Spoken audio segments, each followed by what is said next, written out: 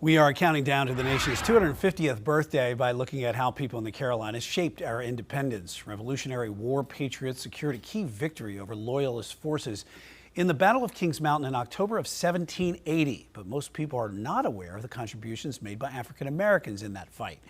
Queen City News reporter Matt Stell shares their stories. You've likely heard the story or have visited the site yourself. It was a decisive Patriot victory.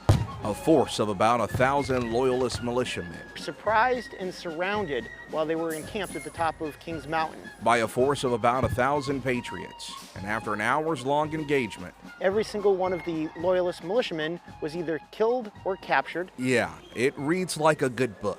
But there's a story within the story that for whatever reason doesn't get told enough.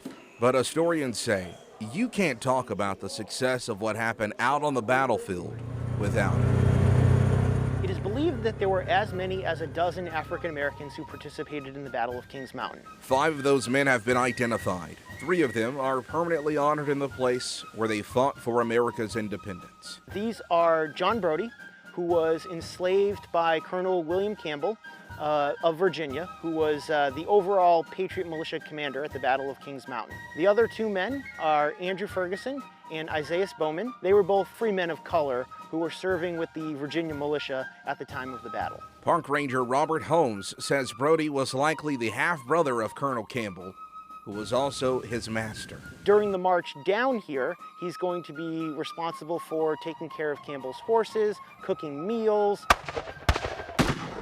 During the battle, he's actually going to be mounted on a horse and tasked with carrying messages between the various Patriot commanders. He was very visible, which means that the Loyalists at a distance mistook him for an officer, and they made several determined attempts to kill him. Meanwhile, Ferguson and Bowman are fighting in the ranks, and accounts say that one of the 7 bullets that struck and killed British Major Patrick Ferguson at this spot comes directly from Isaiah Bowman. He helped bring the battle to a decisive and victorious close for the Patriots. And all 3 men survive. Ferguson fights in at least 9 other battles. After the Revolutionary War, he moves up to Monroe County in Indiana and passes away at 1851 at the age of about 96. Bowman has 9 children and lives into his 70s.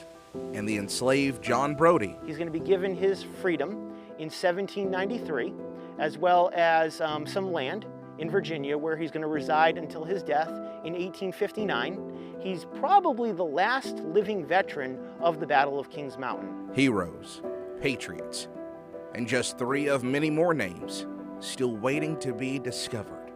In Cherokee County, South Carolina, Matt Stell, Queen City News. Queen City News Plus. Just search Queen City News on your smart TV's app store.